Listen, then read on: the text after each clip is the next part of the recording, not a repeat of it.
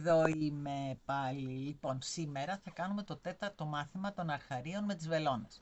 Στο πρώτο μάθημα μάθαμε το πέρασμα των πότων. Στο δεύτερο μάθημα κάναμε την πλέξη καλή. Στο τρίτο μάθημα κάναμε την πλέξη ανάποδη. Και σήμερα λοιπόν θα κάνουμε το λάστιχο, που είναι συνδυασμός της καλής με την ανάποδη. Όσοι λοιπόν έχετε κάνει καλή πρακτική και στην καλή πλέξη και στην ανάποδη, το λάστιχο είναι πολύ εύκολο.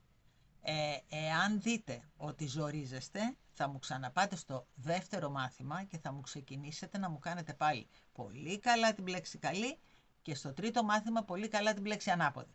Γιατί για να ζορίζεστε στο λάστιχο, να πει ότι δεν έχετε κάνει πολύ καλή προετοιμασία στην καλή και στην ανάποδη. Μην αγχώνεστε, απλώς γυρνάτε 2 μαθήματα πίσω, δεν τρέχει και τίποτα, έτσι. Λοιπόν, πάμε να δούμε πώς θα το κάνουμε. Πάμε. Λοιπόν, ξεκινάμε με πόντο καλή, δηλαδή κάτω η κλωστούλα μας, έτσι, κάτω και η βελόνα μας. Εκεί, κουμπώσαμε και το βγάλαμε.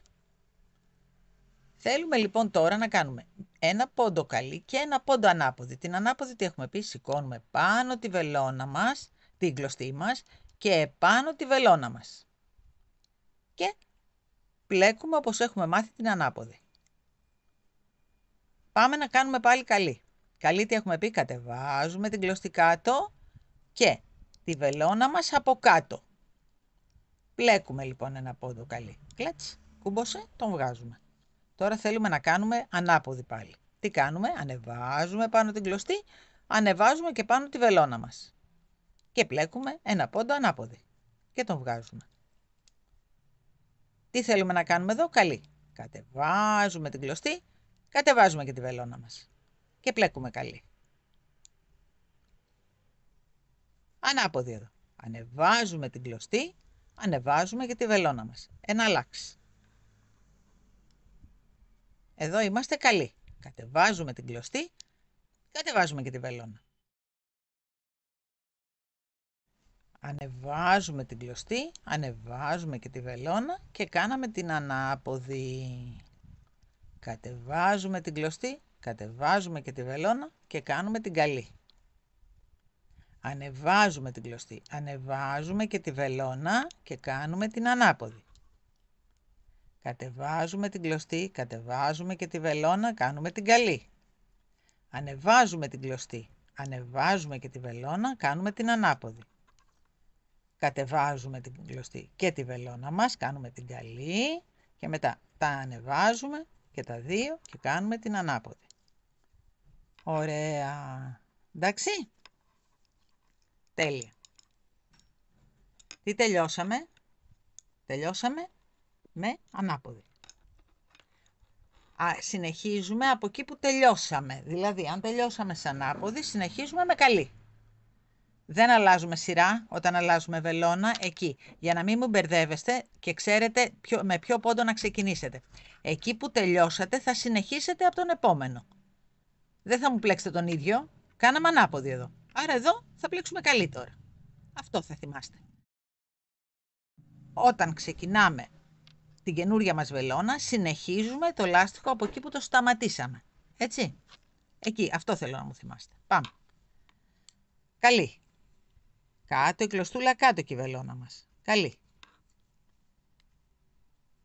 Ανάποδη. Καλή. Ανάποδη. Καλή. Χτύπησε το τηλέφωνο τώρα και δεν ξέρουμε που έχουμε μείνει. Χτύπησε το τηλέφωνο και το σκόσαμε. Και ερχόμαστε εδώ και λέμε όπα και τώρα που είμαι. Λοιπόν, πώς ξεχωρίζουμε τους πόντους. Εδώ υπάρχουν 2 ειδών πόντι. Υπάρχουν τα κομπάκια, να τα βλέπετε τα κομπάκια. Και υπάρχουν και αυτά που είναι σαν βε. Να το βλέπετε το βε. Εκεί. Το βλέπετε και το κομπάκι εδώ. Ωραία. Όταν βλέπετε κομπάκι, είναι ανάποδος πόντος. Όταν βλέπετε το βε, εδώ, αυτός ο πόντος είναι καλός. Οπότε, πού έχουμε μείνει τώρα? Να τους. Ανάποδο πόντο πρέπει να κάνουμε. Να το. Έχουμε το κομπάκι μας μπροστά. Ωραία, μιλήσαμε στο τηλέφωνο, γυρίζουμε. επάνω, κάτω, πάνω κάτω πάει, πάνω,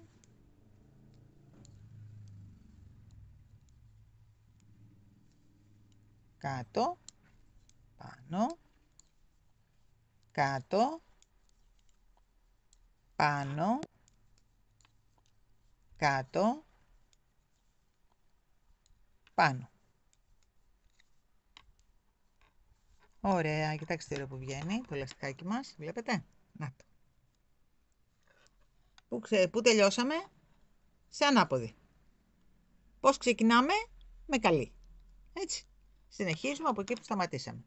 Λοιπόν, πάμε να κάνουμε άλλη μια σειρούλα παρέα. Εάν δείτε εγώ πώς κρατάω τη βελόνα, μπορεί να μην σας βολεύει και να θέλετε να την πλέξετε έτσι. Δεν είναι λάθος. Εάν κάποια στιγμή θελήσετε να πλέξετε πιο επαγγελματικά, ας πούμε, το περνάμε στα δύο δαχτυλάκια και σκουντάμε με το δείκτη. Έτσι. Αλλά αυτό είναι θέμα εμπειρίας, πώς βολεύει εσάς. Δηλαδή μπορείτε να το πλέξετε και έτσι. Εκεί. Να πηγαίνετε μετά επάνω, έτσι την κλωστούλα και να το κάνετε έτσι. Δεν ανάγκη να το πλέκουμε ίδια. Εκεί. Και να το πλέκετε έτσι. Έτσι. Δηλαδή μην σας κάνει εντύπωση ο τρόπος που πλέκω εγώ τους πότους. Μπορεί εσάς να σας βολεύει κάτι διαφορετικό. Αυτό. Έτσι. Να το πλέκετε εκεί. Εγώ επειδή πλέκω λίγο γρήγορα για να τελειώνω τα πλεκτά, πλέκω με αυτό το συγκεκριμένο τρόπο. Αλλά δεν είναι ανάγκη να πλέκετε και εσείς το ίδιο.